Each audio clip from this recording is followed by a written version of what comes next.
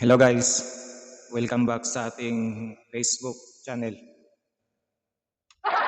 Ito guys, may mainit-init na naman tayong balita. Galing ito kay Katonying pa rin. Sabi niya, garapalan ang pangungurakot ng Administrasyong Marcos. Kay Katonying galing yan ha. Mga loyalistang vlogger, mga vlogger ni PBBM. Makinig kayo mabuti kay Katonying. Pakinggan nyo ito ha. Baka isipin nyo, fake news. Hindi ito fake news ha. Galing mismo kay Katonying. Panoorin nyo. Ang tanong, ako ba ay naniniwala na garapal ang katiwalian sa pamahalaan sa ilalim ng kasalukuyang administrasyon? I-quote niyo po ako dito. Ako ay naniniwala na garapal ang katiwalian sa pamahalaan sa ilalim ni Pangulong Bongbong Marcos ngayon. Sasabihin ko po sa inyo yan. Garapal. Kaya, kung meron man pong dapat na umaksyon dito, dapat si Pangulong Bongbong Marcos.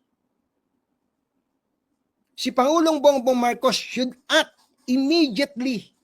Ngayon na. Dapat magsalita si Pangulong Bongbong Marcos tungkol sa mga porsyento ng mga congressman pati ng mga senador sa mga government projects.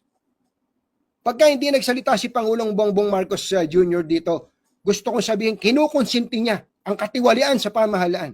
Pero ngayon po, garapal po ang katiwalian sa pamahalaan. Garapal ang katiwalian sa pamahalaan. And if the President does not lift a finger, ibig sabihin, kinukonsinti niya ang katiwalian sa pamahalaan.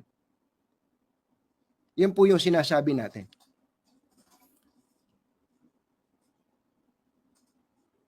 Minessage ko po sila dyan tungkol dyan.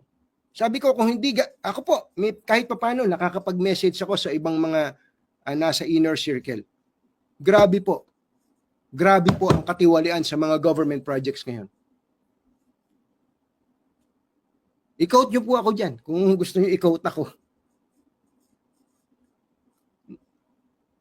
Sa totoo po, ito hamon sa Pangulo.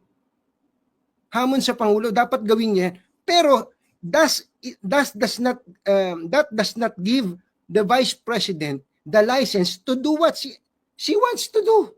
Yung mga pinagsasasabi niya na to, ugali ba ng nasa katinuan yan? Ugali ba? Hindi ugali ng mataas na opisyal ng pamahalaan yan. Hindi po, opo.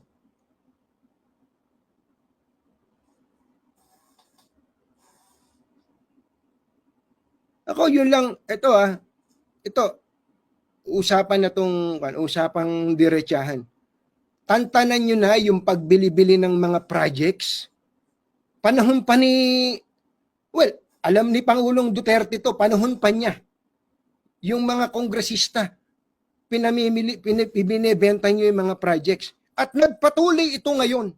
Pagka hindi po nilubayan yan, ito pong mga bili-bili ng project na yan, maniwala kayo, we are going to the dogs.